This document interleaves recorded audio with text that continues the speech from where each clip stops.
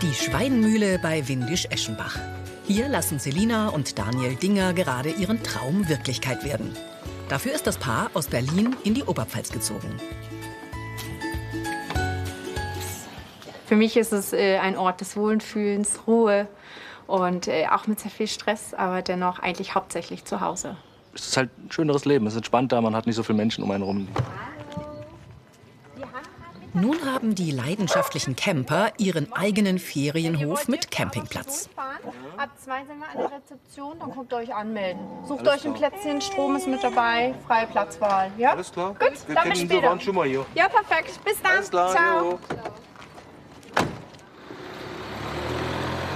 Seit Ende 2021 sind die Dingers hier. Statt Großstadtdschungel heißt es für Selina nun jeden Morgen erstmal streichelt so.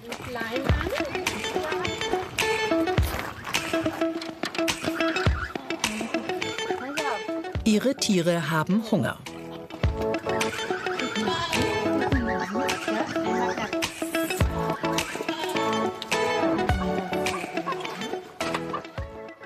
Also in Berlin in unserem Haus hatten wir auch schon immer Tiere und wir hatten wirklich so ein andere, also es wurde als Büro geplant, das war dann bei uns ein Schildkrötenzimmer und dann kamen die Hühner hinzu und dann hatte ich irgendwann Enten im Kopf und die Nachbarn haben alle gesagt, Mensch, das wird ja immer lauter hier.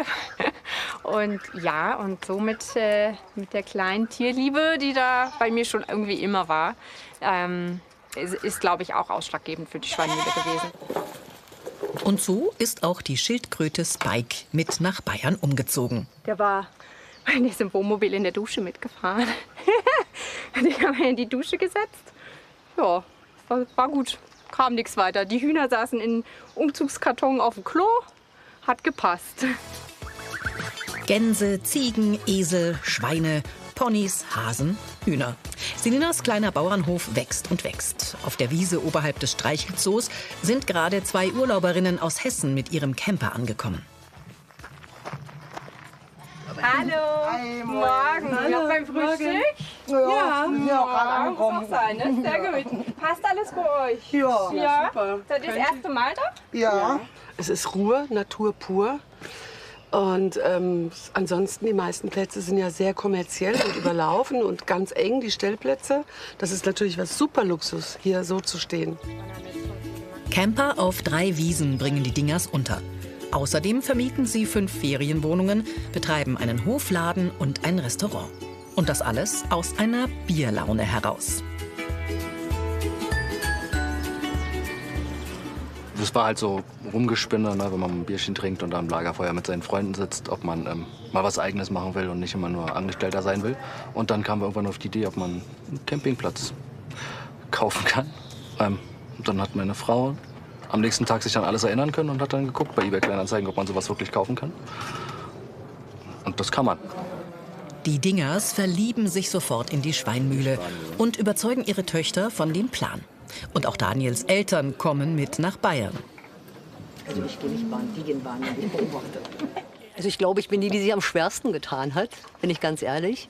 Aber gar nicht wegen Berlin oder was ich da aufgegeben habe, sondern wegen dem Umfeld. Sprich Freunde, Gewohnheiten. Man wusste, wo jeder Arzt ist, wo jeder Zahnarzt ist. Und ich bin ja noch ein bisschen älter wie die anderen beiden. Dann dauert es wahrscheinlich doch länger, bis man sich ein bisschen eingewöhnt hat. Aber ich glaube, jetzt so langsam passt's. Die Familie hilft zusammen. Inzwischen haben sie sich hier gut eingelebt. Nur der Dialekt, der ist tückisch. Ja, Oberpfälzisch ist schwierig und ich glaube, man bräuchte da irgendwie mal ein Wörterbuch oder so, um manche Wörter irgendwie in seinen Kopf zu kriegen. Aber es ist nicht dramatisch. Ich frage dann 1-2 Mal nach. Meistens reden sie langsamer. Schön wäre, wenn sie andere Wörter benutzen würden, aber was soll's. Also bis jetzt hat jeder sein Essen auf den Tisch gekriegt. Das passt. Keine Sprachbarriere gibt es hingegen mit Michael Goetjes. Er ist Dauercamper und ebenfalls aus Berlin. Seit 14 Jahren macht er schon in der Schweinmühle Urlaub. Er ist zufrieden mit seinen neuen Gastgebern.